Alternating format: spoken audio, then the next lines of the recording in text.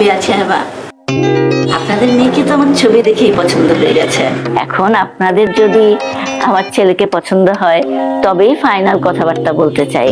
আপনাদের ছেলে তো মাশাআল্লাহ আপা, আর আপনাদের মতো এরকম খানদানি বংশে আমাদের মেয়ে যাচ্ছে, আমাদের তাতে কোনো আপত্তি নেই। আলহামদুলিল্লাহ। এই যুবকের নাম অন্তু, আর এই যুবতীর নাম সোহানা। দুজনের বিবাহের কথাবার্তা চলছে। কথা চূড়ান্ত হবে কিনা তা জানার আগে পাত্রপাত্রী সম্পর্কে একটুখানি জেনে আসা যায়। সোহানা বনেদি ব্যবসায়ী পরিবারের মেয়ে। কঠোর পরিশ্রম এবং অধ্যবসায় তার রক্তে।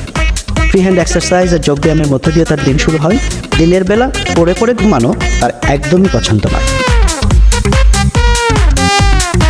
অপরদিকে অন্তু নবাব বংশের সন্তান। আরামে জীবন কাটানোই নবাব বংশীয়দের একমাত্র কাজ বলে সে মনে করে। সকাল 9টার সময়ও তার ঘুম থেকে উঠতে খুব কষ্ট হয়।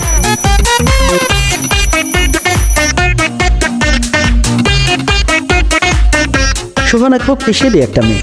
অর্থ খরচের থেকে জমানোর দিকেই তার বেশি ঝোঁক। অহেতুক অর্থ খরচ অর্থহীন বলেই তার বিশ্বাস।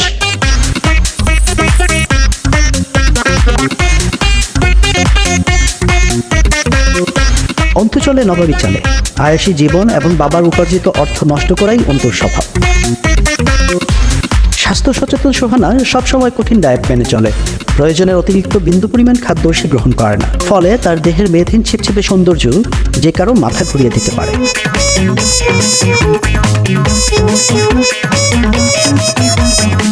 আর অন্তু অত্যন্ত ভোজনপ্রিয়। রোজ একাধিকবার কয়েক প্লেট তেহারি বা কাচ্চি না হলে তার চলেই না। ফলস্বরূপ তার দেহে প্রচুর চর্বি এবং সুস্পষ্ট একখানা বড়ি বিদ্যমান। এই বিপরীতমুখী দুই মানব মানবীর মধ্যে আদৌ কোনো সম্পর্ক তৈরি হয় কি না, বা হলেও কিভাবে, আজকে সেটাই আমরা দেখব। আমাদের দিক থেকে তো সবকিছুই ঠিকঠাক আছে, কিন্তু ছেলে আর মেয়ে ওরা কি বলে এটা তো আমাদের একটু শোনা দরকার। নিশ্চয় নিশ্চয়, শুধু আমাদের মতামত জানলে তো চলবে না, ছেলে মেয়েদের সিদ্ধান্তটাও তো জানা দরকার। বাবা, আমি বলি কি, ওরা দুজন আলাদা করে একটু বসুক, নিজেদের মধ্যে কথা বলুক, তারপর আমরা ওদের সিদ্ধান্তটা জানতে পারবো। খালামা কি বলেন? তুমি ঠিকই বলেছো মা। বৌমা, যাও অন্তুকে নিয়ে আমরা মুরব্বীরা কথাবার্তাটা সেরে ফেলি। যা মা, ওকে নিয়ে যা। বৌমা দাঁড়িয়ে আছে তো, যা।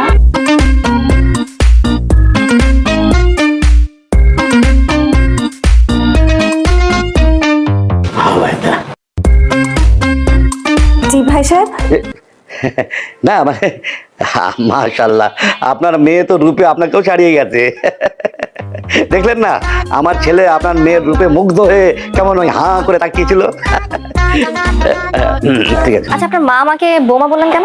চাচি মামি বলার কোনো সুযোগ নেই, মানে ছেলের বউকে বৌমা বলেই ডাকতে হয়। বৌমা বলে ডাকাই তো উচিত। Funny, very funny. মানে মা তো মমতাময়ী, খুব মায়া, তো সে আদর করেই আসলে বৌমা বলে ডাকলো।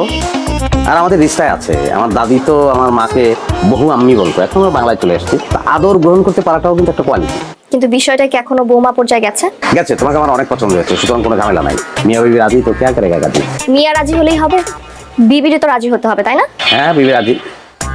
বিবি রাজি না, ভেবে দেখতে হবে, কিন্তু তার আগে আমার কিছু কিন্তু আছে। হ্যাঁ, ঝটপট বলে ফেলো, যা চাইবে তাই পাবে, কোনো অসুবিধা নাই। কিন্তু আসমান বাদ, আসমানের চাঁদটা দেখলে চাইতে পারবে না। আমি দিতে পারবো না তা না, কিন্তু আসমান বিধবা হয়ে যাবে। আমি আসমানকেও ভালোবাসি। রসিক, আচ্ছা সরি, বলো।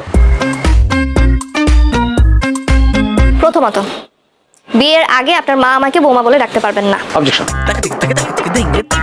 বিয়েটা যেহেতু আমার সাথে হচ্ছে, মার সাথে হচ্ছে না, সুতরাং মা তোমাকে কি বলে ডাকবে তার দায় দায়িত্ব আমার উপর বর্তায়।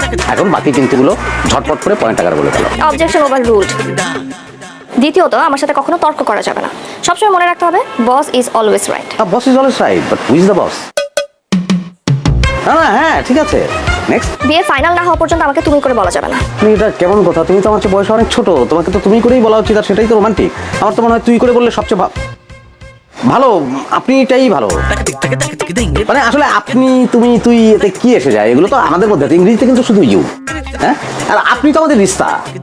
আমাদের ফ্যামিলিতে আমার বাবা আমার মাকে আপনি করে বলতেন, দাদা দাদিকে, মানে আপনি বলি আমরা।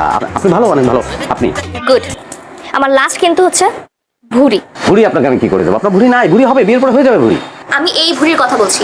এই ভুঁড়িটা কমাতে হবে। সিলসিলা আমার আব্বার ভুঁড়ি আছে, দেখলেন না, দাদারও ছিল, আমার ছেলে হবে। নবাব বংশ তোমাদের। নবাবিটাই তো এখন নেই, এই ভুঁড়িটা দিয়ে কি করবেন? শুনুন, আপনার এই নবাবী আমলের ভুঁড়িটা যদি আপনি না কমান, তাহলে আমি আপনাকে জীবনে বিয়ে করছি না। এটা আমার একটা ভুঁড়ি, এতেই এত সমস্যা? জি শুনুন, ভুঁড়ি হচ্ছে আমার দু চোখের বিষ। আপনার এই প্রমাণ সাইজের ভুঁড়িটা যদি আপনি রাখতে চান, তাহলে আমাকে বিয়ে করার আশাটা আপনার বাদ দিতে হবে। সিদ্ধান্ত আপনার, আপনি কি চান, ভুঁড়ি নাকি আমাকে? ভুঁড়ি। ভুঁড়ি আউট, আপনি in। Good decision. আপনার কাছে 1 মাস সময় আছে, এবার চলুন। চলবো এখনই? না মানে ভুঁড়ির মতো একটা সাবজেক্ট নিয়ে আমরা অনেক সময় কাটিয়ে দিলাম, অন্য কোনো আলাপ তো আর হলোই না, একটু বসা যায় না? ঠিক আছে, 5 মিনিট। চলবে।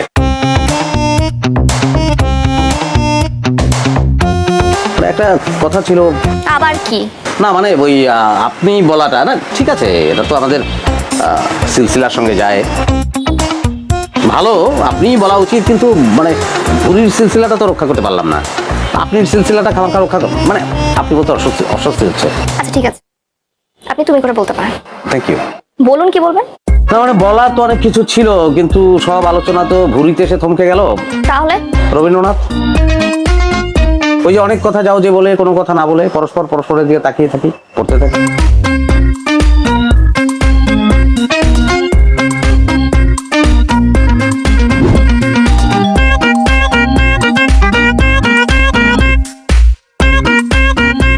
সালাম আলাইকুম আঙ্কেল। সালাম আলাইকুমটা কি ঠিক করে বলো? আসসালামু আলাইকুম। আসসালাম আলাইকুম আঙ্কেল। ওয়ালাইকুম আসসালাম। মাসের আজ কত তারিখ? এই যে আঙ্কেল, কি এটাতে কি? ভাড়ার টাকা পুরো 5,000-ই। 5,000? 3 মাসের ভাড়া 15,000 টাকা, আর 5,000 টাকা এনেছ? বাকিটা তো অন্তু ভাই মাফ করে দিছে। মাফ করে দিয়েছে? জি আঙ্কেল, অন্তু ভাই তো বিশাল কলিজা, তার পুরো শরীরটাই কলিজা, তারে দেখলে মনে হয় সে যে নবাব ফ্যামিলি লোকজন। কিন্তু আঙ্কেল আপনার সাথে কথা বললে একটু সন্দেহ হয়। কি সন্দেহ হয়? না মানে আঙ্কেল, আপনি আসলে অন্তু ভাইয়ের আসল বাবা। বেয়াদব! থাপড়িয়ে কান ফাটিয়ে ফেলবো একবারে। আঙ্কেল কানটা একটু পরে ফাটাইয়েন, অন্তু ভাই উপরে ডাকছে, কি জানি বলবে, আপনি যদি এখন কান ফাটান তাহলে তো তার কথা শুনতে পারবো না। Get lost! জি আঙ্কেল, আসসালামু আলাইকুম। Scoundrel!